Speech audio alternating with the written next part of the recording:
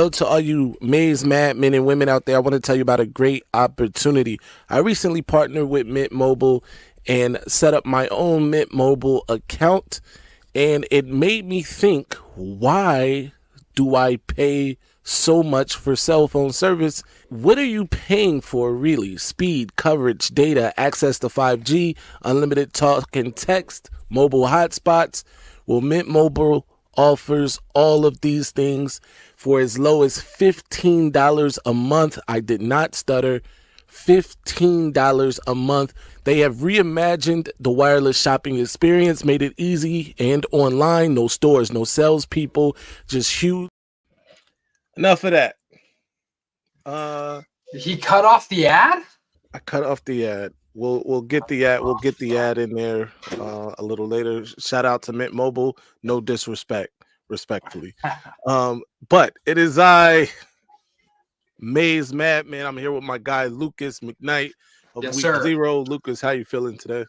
I'm good. The lovely wife is in the picture as well.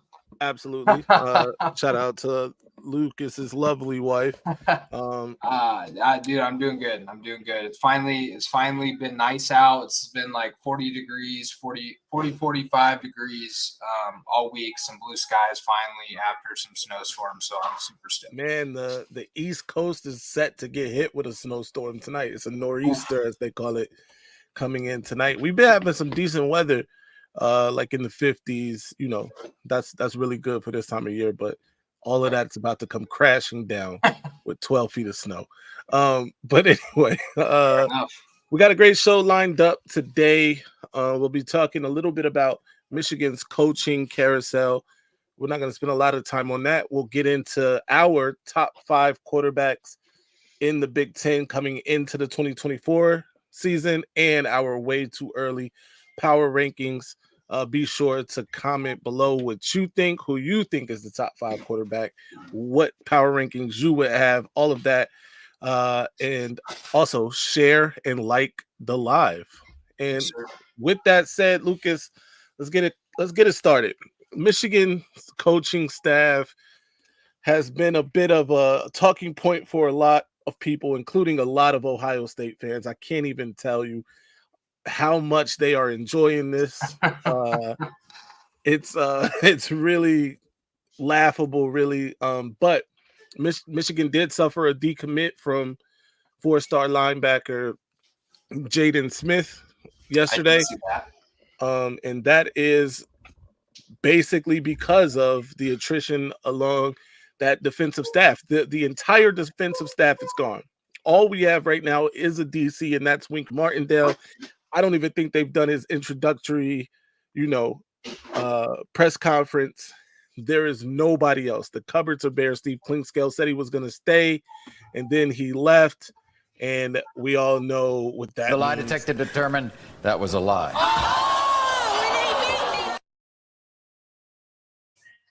And he left us hanging. I'm upset about it. I'm upset. But that being said, there is, sunshine over the horizon, if you will. Greg Scruggs, defensive line coach for Wisconsin Badgers, followed Luke Fickell. He did the same job for Luke at Cincinnati. He went to the league for a year, came back. Now it looks like we are going to sign him. So that's great. There's some noise about Toledo's defensive backs coach, Tennessee's linebacker coach. None of that is official, though. Obviously, it's a damper on recruiting. What are your thoughts? Well, first of all, you guys missed out big time on Coach Mead. Coach Martin, he was the Oregon defensive back coach. He is now at Lobronim as the defensive backs coach. You guys missed out big time with him because he is one of the best DB coaches, I think, in the country. You'll get there. I mean, Michigan's still blue blood. I mean, you guys are still one of the best programs. This past season, obviously the best program in the country. So you're gonna get there. You're gonna get your staff. I think it's gonna be fine. Bringing up Wisconsin, Luke Fickell actually came out and said that Mike Vrabel is going to be helping out with the team this next coming season, which I find very intriguing. because Mike Vrabel is a very, very good coach, in my opinion. Yeah, man, So I'm surprised Mike Vrabel doesn't have an NFL job. I don't think he's the guy that should be sitting around. I agree. Somebody should have hired him. Supposedly, he didn't want to. Okay. According to his wife, she said that he was burnout and he wanted to take some time off from being a head coach. I can see that as being a truthful thing, but I can also see you saying something like that if other teams don't want you to, like, I guess boost your morality, or not morality, but morale. Morale. Yeah. That's the word I'm looking for. To make yourself feel better about yourself, just say people that I'm just taking my time off. It's not that people don't want me, but anyways, Michigan's going to get there. They're going to get their guys. And I think you got to remember, like, Ryan's in here. Hell yeah. But you got to remember that, like, every time you get a good coach, every time you get a coach, it's going to come with recruits, no matter what. Because these coaches everywhere, whoever you hire, have been recruiting other recruits. So you'll get recruits that come with the coaches that you get, for sure. Yeah. Before we get off of this topic, just really quick, I want to point out, I mean, a lot of people were freaking out that we lost a lot of coaches, but I just feel like that's what happens when you're successful, right? When you're successful, people come for your coaches. Pause. And it just so happened that the coach that came for our coaches was the coach last season. They decided to take all those guys with them to the NFL. But it comes with being successful year after year. Nick Saban had to deal with coaching turnover, and they were still a successful program. So this is just a side effect of having success. So that's what I'm chalking it up to. But it is kind of late in the game. You know what I mean? You would like to have your staff set and ready to go at this point. Yeah, especially after the second signing period. Right. You definitely want to have your staff together. Absolutely. Everyone watching, don't forget to tune in tomorrow. Maize Blue Gold Show, Week 0 podcast, Thursday. Like and subscribe. Absolutely. Be sure to like and subscribe. Week 0. Week 0 podcast is live Thursday. And me and Ryan, I'll be lumping up Ryan tomorrow on the Maize Blue and Gold Show, so be sure to check that out. Moving on, we've got to talk about the top 5 Big Ten quarterbacks coming in. That is not how you spell coming. Pause again. Coming into the 2024 season. There we go. Interesting. That's how you spell coming. And I'm gonna start with you. Mm-hmm. Who do you think is the top quarterback coming back or coming into the 2024 season? Maybe he's a new guy. The top quarterback, I think it's got to be Dylan Gabriel. He has 50 starts in his college career, right, at UCF and Oklahoma. He has over 14,000 passing yards, 125 touchdowns, 26 rushing touchdowns. He's coming for basically every pause again. Man, it's all about the come in the show.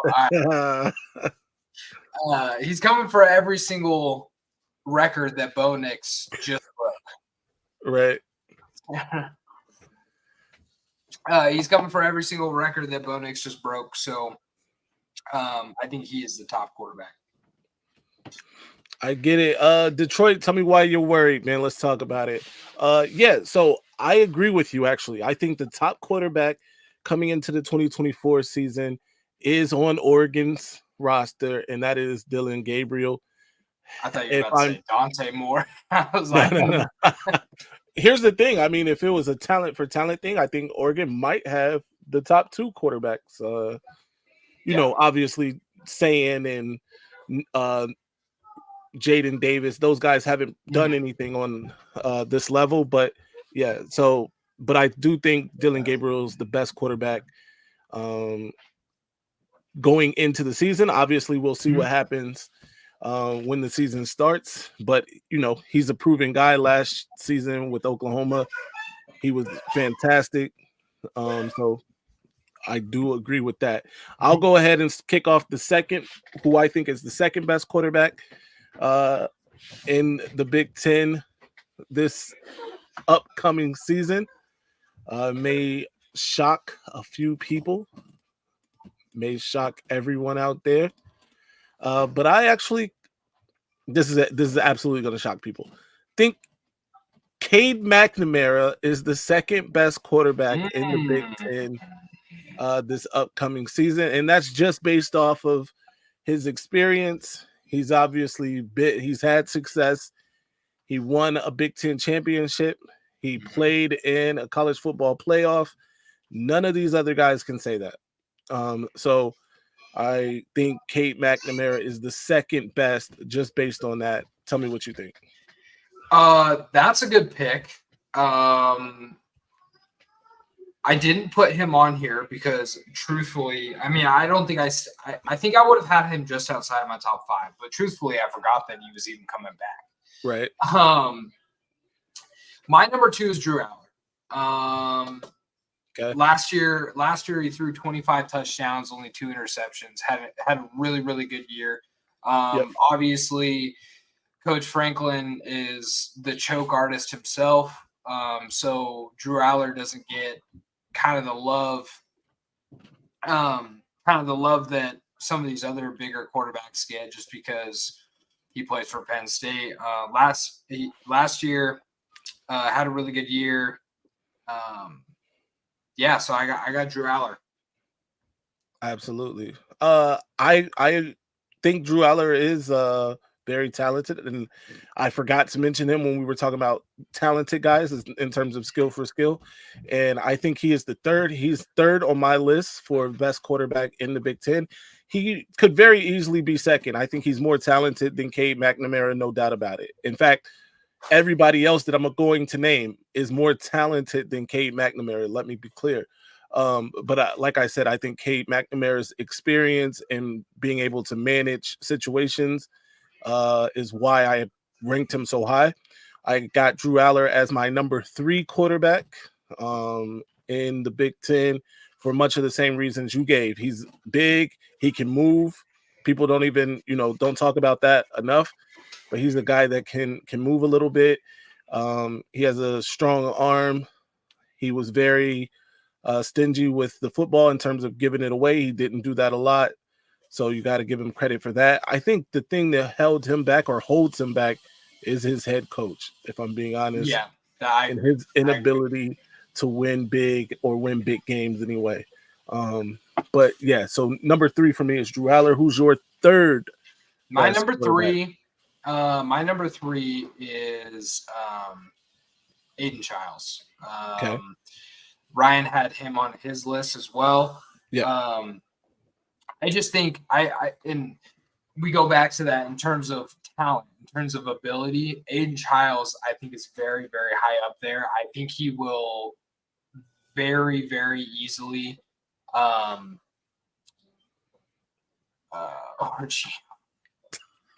Orgy's played one game in his career? I'm gonna shocker. I'm gonna say something right now, and Michigan fans are gonna hate me for it. But we're family. Orgy didn't make my top 5. All right, but go ahead.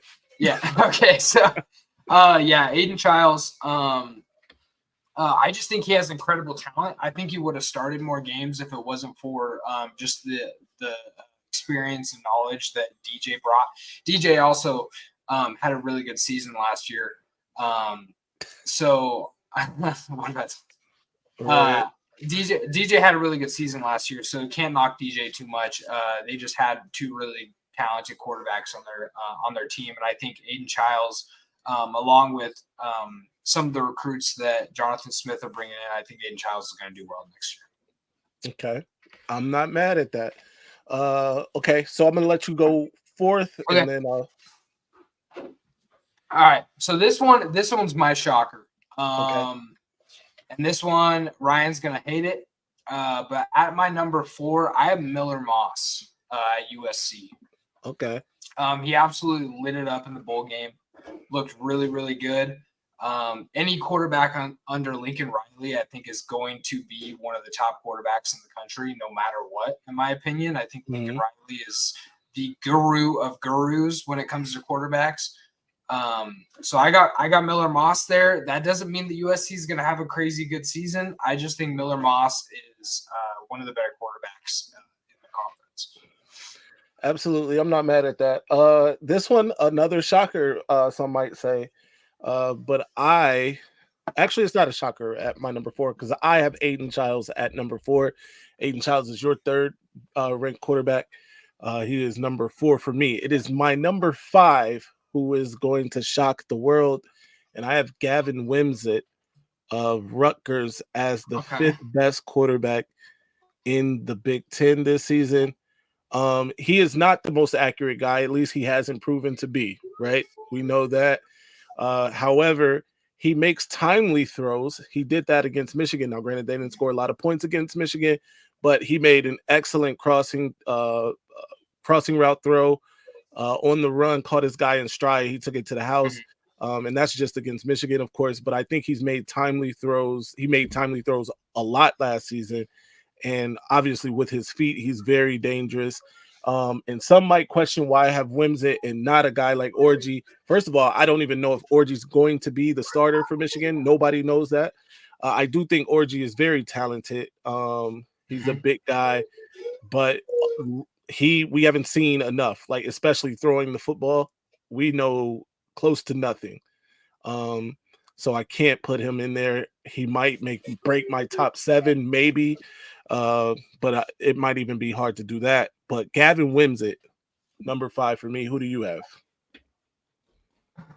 This one is going to shock some people as well. You may assume that I could put Will Howard here because Will Howard has played a lot of football games. Right. A lot, he's going to a very good team with a very, very good receiving core. But I'm going with Max Brosmer. Okay. Max Brosmer likely to be the starting quarterback for Minnesota this next coming season. A transfer from New Hampshire. He was very, very good at New Hampshire. I get it, it's New Hampshire, whatever. But he was very, very good there. So, I mean, in any Minnesota's always a sneaky team. I feel like they're always a sneaky team. Sometimes they can be really, really good. Sometimes, like this last season, they struggled a bit, but they still beat some teams that maybe they shouldn't have. Like Nebraska, they should not have won that game, but they somehow pulled it out. I have Max Brosmer at my number 5. Yep. I'm not mad at that. I think, he definitely could be. Again, he hasn't played Big Ten football, but a lot of these guys we mentioned haven't, right? Even Dylan Gabriel hasn't, but I still think he's the best quarterback in the Big Ten. Will Howard is my honorable mention quarterback here. I don't want to be completely dismissive and disrespectful of Will Howard. But I do think, the 5 I gave, I would say are the top guys coming in. All of that can change, right?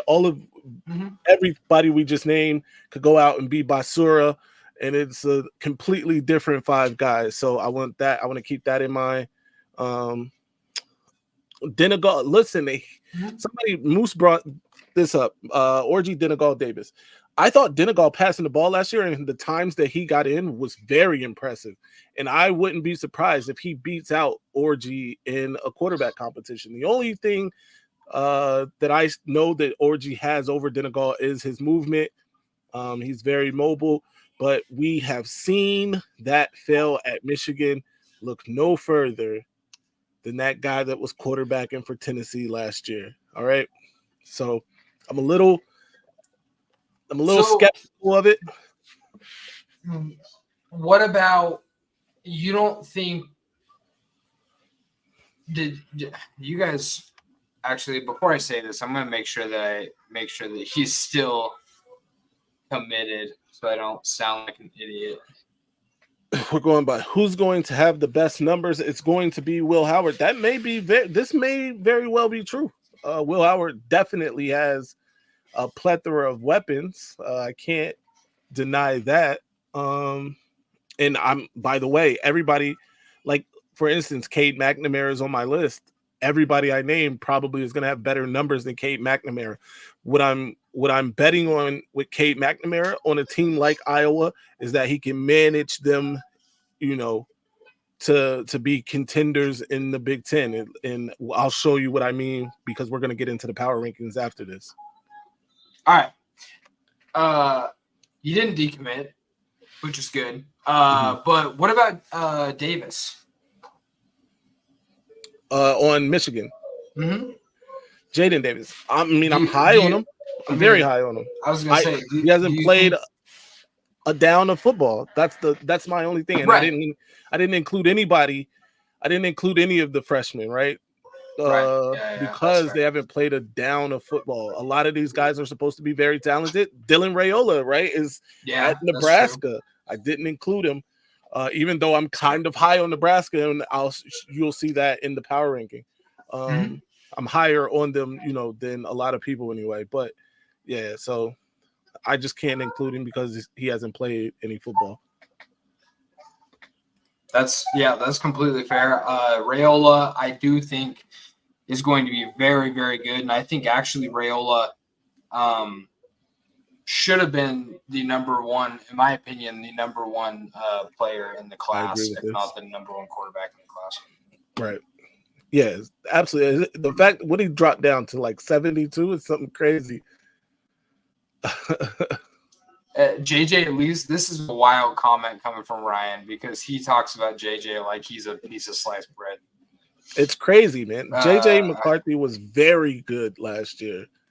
Very good. And we didn't need it. He only threw the ball, I think, 22 times a game.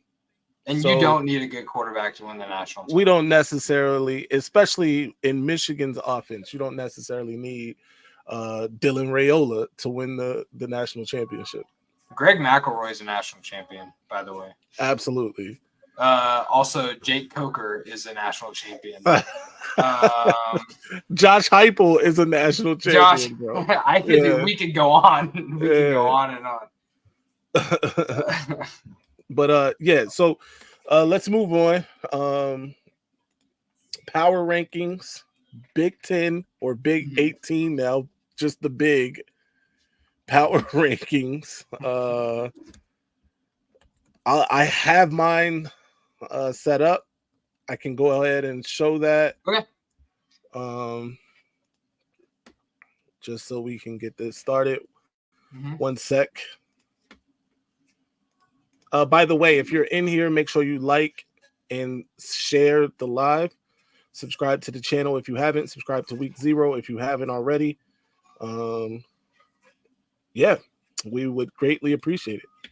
All of you guys are appreciated, by the way. Shout out to my guy, Antoine. I agree with what he said 1,000%. Michigan doesn't need a superstar quarterback to be successful. I think everybody knows that. But here we go. Here's my power rankings for the Big Ten coming into the 2024 season. Shocker at number 1. I know, and it hurt my heart to do it. But it hurt it hurt me deeply. I'm scarred for doing this. But I have the other state. And this just, by the way, power rankings, this is not how I see the conference playing out. This is just if all the teams played on a neutral field today, how I see it. And this is that. The other state, number 1 in my power ranking. I got Michigan, the defending champs, at number 2. By the way, the other state is number 1 just because they have a quarterback. We know who their quarterback's going to be right now. Michigan, we don't know who the quarterback's going to be. Followed by Oregon at number 3. Like we just went through, I think they have the best quarterback coming into the season. I've got Penn State at number 4. I think they have the 3rd best quarterback coming into the season. There's a trend here, by the way. Number 5 is Iowa. This may be high for a lot of people, but I think they have the second best quarterback in the Big Ten coming into the season. That's just based on his experience, as I said, and his ability to manage. So there's that. Number 6, I have USC. I'm just not sure like what to expect from them. I just felt like number 6 was a good spot for them, if I'm being honest. Number 7, Nebraska. This may be super high for some people. Let me know in the comment section what you think. But I think Nebraska is trending in the right direction. I got them followed by Washington and Wisconsin to round out the top 9. Wisconsin is going to lose their defensive line coach. They're probably going to have some attrition along their defensive line. And I may end up switching Wisconsin in my number 10 ranked team before the season starts. And that's Rutgers. I think Rutgers is building off a very strong season last year. I know it's crazy for some people to even mention Rutgers, but they had a great season last year. The next team also had a great season, a surprisingly great season last year, and that's Northwestern at 11 for me. I got poor little Bronim at 12. I think the coaching change is going to make a difference. I don't think they'll be very good, but better than the teams below them. That's UCLA, Maryland, Illinois, Indiana, Minnesota, and then Purdue rounding out the top or the bottom 9, if you will. And Purdue just played in the Big Ten championship game a couple years ago. What do you think, Lucas? Going off yours, when it comes, obviously when it comes to power rankings, I think it's hard to put Michigan over Oregon, just because of trends right now. Where the coaching staff is trending, where the recruiting is trending. I don't think Michigan gets in over Oregon as far as power rankings. The Iowa one is interesting. Like you said, you think that they have the second best quarterback in the Big 18. So that's an interesting one. Yeah, I mean, it's hard to argue. I don't think Purdue has much going for them. I do think Minnesota has more going for them than 17. Okay. But I'll get to that in mind. UCLA just hired a pretty good coach, so they're trending in a good direction. But yeah, so I'll go with mine. All right. So we don't have a graphic for mine. Because I didn't send them to Phil before. But I'll start at 18. Work my way up. So at number 18, I have Maryland. I think they're losing a lot of players, especially Tagovailoa. So I got them at 18. 17, Purdue. They don't got a lot going for them this year. Number 16, I have Indiana. I have no idea what they're doing. Could be literally anything, but they're down there. That bottom 3 is kind of just like they could be interchangeable. I just think none of those 3 have anything going for them. Number 15, I have Illinois. They have surprised in the past. I think they could do that again this next year, but right now I have to have them at 15. Number 14, I have UCLA. They did, like I said, they did just hire a good coach, so they could be going in a good direction. Number 13, I have Northwestern. I love what they have going on at Northwestern, but I got to see them replicate what they did last year to believe in Northwestern. Number 12, I have Minnesota. Like I said before, I think their quarterback is very, very talented. And I think he could take them to a very good level. And obviously their head coach, his name is blanking me. Greg Schiano. Is Greg Schiano the head coach? Yeah. Oh no! Oh, you said Minnesota. I was gonna say, that's PJ Fleck. PJ Fleck. Yeah, PJ I was gonna say Greg Schiano's their head coach now. Yeah. That's interesting. Yeah, PJ Fleck. I love PJ Fleck. I mean, I don't know a person that doesn't. Right. just his energy. Number 11, I have Michigan State. They brought in some good, really good recruits. I also think Jonathan Smith is a very good coach. Number 10, I got Rutgers. Again, like you said, building off of last season, same kind of thing as Northwestern. They just got to build off of the season previous for me to really, really believe in them. Number 9, I have Nebraska. We spoke about Dylan Raiola a bit. I think he will be the starting quarterback this next year. I think he's very, very talented. And they brought in some really good recruits there in Nebraska. Number 8, I have Iowa. I don't ever trust Iowa. I don't think any of us at week 0 other than you trust Iowa.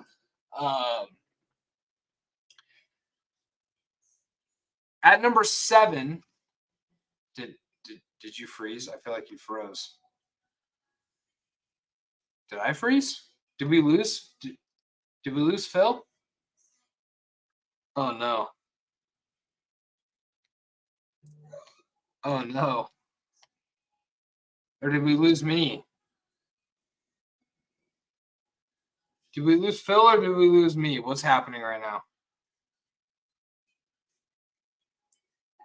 This is why we got to do we lost Phil. All right. That's fine. Running the show now. Number 8, I have Iowa. Don't really trust them very much. Number 7, I have USC. I have USC at number 7. Lincoln Riley, I mean, he does his thing. Obviously, last year they didn't have as great of a very good season. But with Miller Moss coming in, I think they got some really good recruits. I think USC is going to be up there.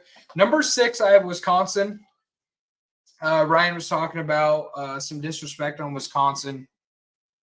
I'm not disrespecting Wisconsin. I think Wisconsin is a very good team. And like I said before, Mike Vrabel may be doing some. Hey, and Phil has returned.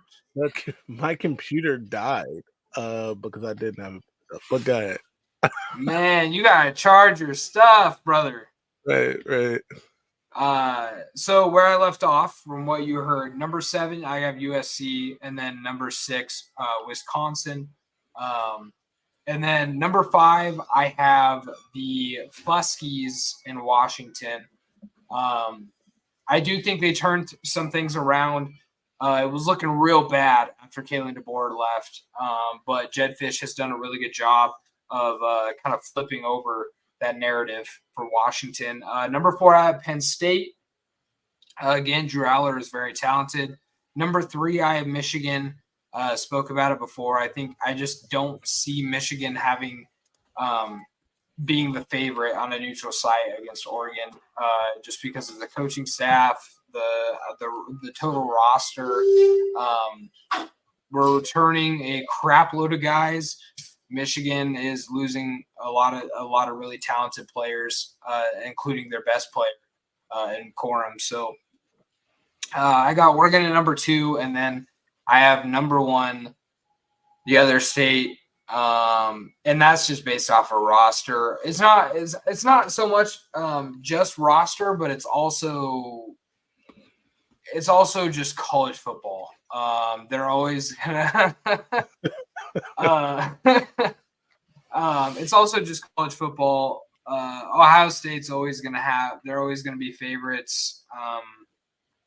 To at least to start the season. Right.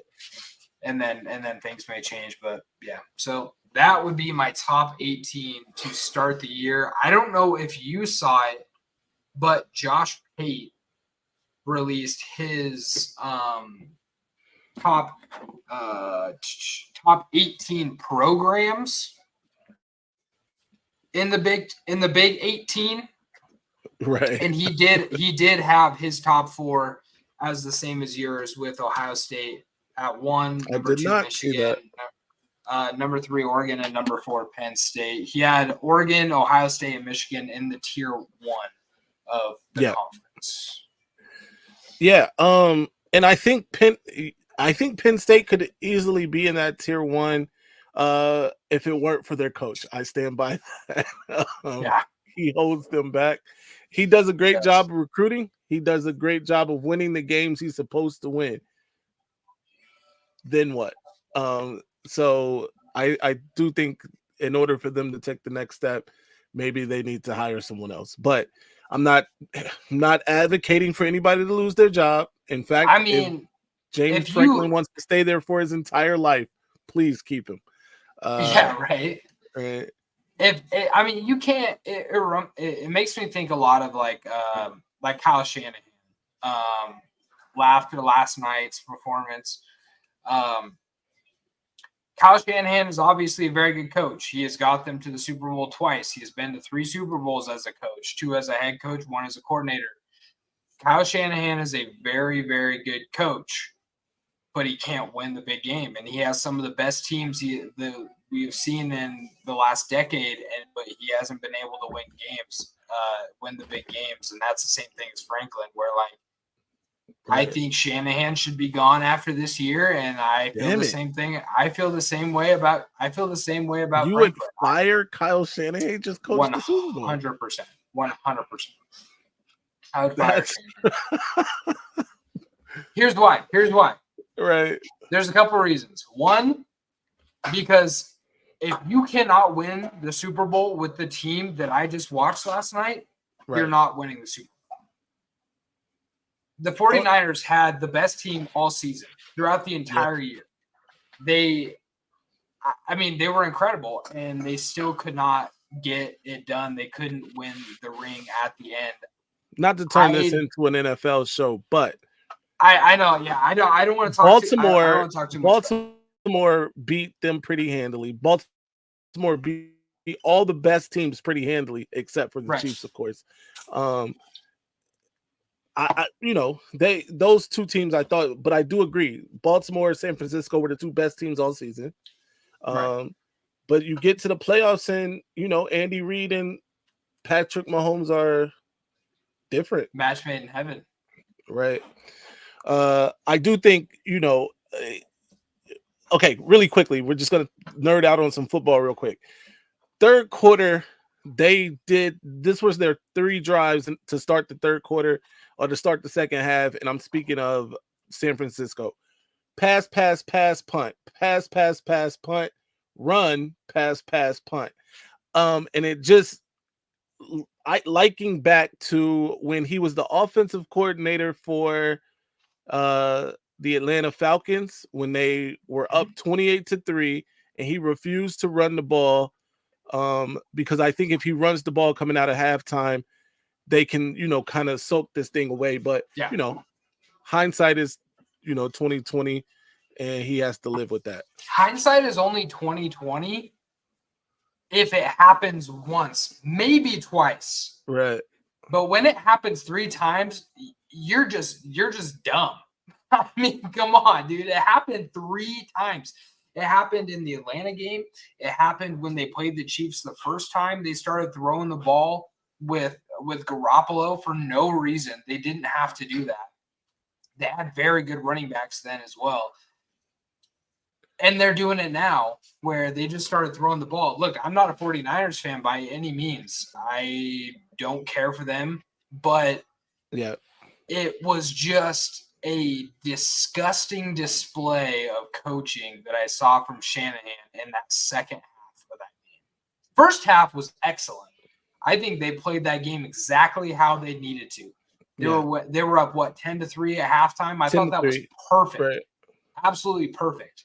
And then he just started he started acting like Purdy was prime Peyton Manning and thought that he was just going to storm down the field every single time. Like, no knock on Purdy, but he's not. He played well in the game, by the way. He did play well. He did play very well. Yeah. But really quick, I want to address this. Old Timer 56 says, anyone who thinks Orgy can't throw have not watched his senior tapes. All I can say is, wow. I mean, I tell people this all the time. You got to be careful with the tapes too, because they are showing people's highlights. If you dig a little deeper, he only completed like 59% of his passes in high school. That's not very great. In high school, guys are completing 77, 80%. We just saw Jaden Davis complete like 80% of his passes. So there's 80% completion, and then there's 59% completion in some highlights. So just be very careful when you're watching highlights. I'm not saying Orji can't throw or can't get better at throwing. I do hope he does, because if he can put that together and be a great passer and runner, he's pretty unstoppable. But I just want to be careful with, oh, I saw his highlights, because the highlights are deceiving sometimes. Yeah. Perfect example for you, old timer. If you watch Braxton Burmeister's highlights from his senior year, he was a 4-star recruit. We were super excited to have him at Oregon. Every single one of his highlights, I think it was probably an 8-minute highlight video. He had 3 passes on that highlight video. Mm-hmm. 3. The rest were just runs. He was just the fastest guy on the field, so he was running all over everybody. And it's like, that's super cool, but it's a highlight. Where was everything else? Yeah, absolutely. Yeah, man, another dope show. Let us or be sure to comment your thoughts, everybody. Thank you to everybody who participated in the chat. Shout out to Ryan. Tomorrow we are live. Be sure to check that out. Maize Blue and Gold show. Lucas and the rest of the week 0 guys are live on Thursday. I think we're doing the week 0 awards this week. Week 0 awards this week. So be sure to tune into that. I will have videos for the rest of the week. Been getting back into making the videos. I did destroy my mic, but I have ordered another one. So we will be back at operating power here soon. Anyway, go ahead. Well, just so everybody knows, moving forward with the Big Mad Week, we will be doing pre-recorded videos. We're not going to be doing this live anymore.